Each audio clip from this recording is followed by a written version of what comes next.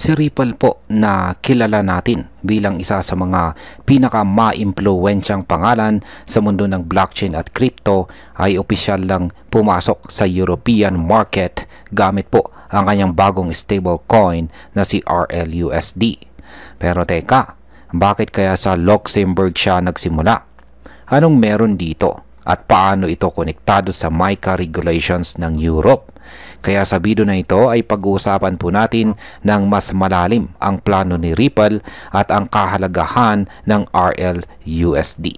Pero bago po tayo magpatuloy ay pakibasa na lamang po muna ang disclaimer dito po sa ibaba ng ating screen. Bakit po ba sa Luxembourg nagsimula si RLUSD?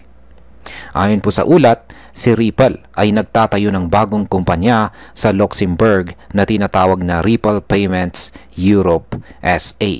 Ito po ay isang malaking hakbang dahil dito sila magsasubmit ng application para sa Electronic Money Institution License or EMI license. Kapag nakuha nila ito, pwede na silang mag-operate legally sa buong European Economic Area or EEA. 30 countries po yan or 30 mga bansa sa loob ng European Union. At bakit si Luxembourg? Simple lamang po. Si Luxembourg ay kilalang global financial hub. Dito po kasi nakabase ang ilang malalaking bangko, kabilang na ang partner ni Ripple na si BNY Mellon. Ang mga koneksyon sa mga bangkong ito ay mahalaga para po sa reserve compliance ng mga stablecoin tulad ni RLUSD. Sa ilalim po ng MiCA regulation, kailangan ng stablecoin issuer na may diversified at malawak na reserves. Kaya magandang lugar ang Luxembourg para rito. Ano naman po ang MiCA regulation at bakit po ito mahalaga? Para po sa mga hindi pamilyar ay ano nga ba ang MiCA? Ang Markets and Crypto Asset Regulation o MiCA ay bagong panuntunan ng European Union para ayusin at gawing transparent ang galaw ng mga crypto assets. Sa madaling salita, gusto po ng EU na protektado ang investors at klaro ang mga patakaran sa paggamit ng crypto. Ang hakbang ni Ripple para maging MiCA compliant ay nagpapakita ng kanilang regulatory first approach. Ibig sabihin ay gusto nilang makipag-cooperate sa gobyerno imbis na umiwas sa mga regulasyon. Isa po itong malaking bagay lalo na ngayon na maraming project ang naipit dahil sa kakulangan ng compliance. Paano naman po tumutulong ang RLUSD sa global adoption? Hindi lamang po sa Europe gumagalaw si RLUSD. Kamakailan lamang kinilala na rin si RLUSD bilang opisyal na crypto token sa bansang Dubai. Tandaan natin, ang Dubai ay unti-unti nang nagiging digital asset hub sa Middle East. Ibig sabihin, tinatanggap na si RLUSD sa mga reguladong lugar at isa na itong sign ng kanyang credibility. Mas pinasimple pa ni Ripple ang access sa RLUSD sa tulong po ng Alchemy Pay. Ngayon, pwedeng bumili ng RLUSD ang mga tao sa higit 170 countries. At gamit lamang ang mahigit 300 local payment methods. Ang dating mahirap pasukin na crypto market ay unti-unti na pong nagiging accessible kahit sa mga walang karanasan sa crypto. Saan naman po na ipapalit si RLUSD ngayon?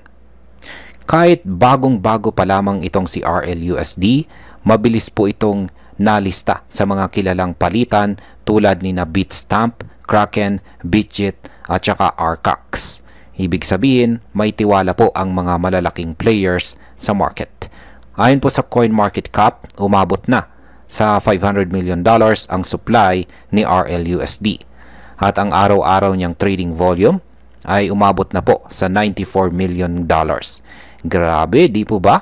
Napakabilis ng paglago at ito'y patunay na may demand talaga para sa isang regulated at transparent na stablecoin. Ano naman po ang koneksyon ng RLUSD sa US Genius Act? Kasabay ng galaw ni RLUSD sa Europe ay ang pag-approve ng Genius Act sa US. Ito ay isang bagong batas na layong gawing mas klaro at mas simple ang mga panuntunan para sa mga stablecoin. Kapag nagtagumpay ito, maaring mas dumami pa ang mga stablecoin na may malinaw na papel sa ekonomiya. Kumbaga, parang sabay-sabay ang galaw ng global crypto regulations sa Europe, sa US at sa Middle East. At nandito si Ripple.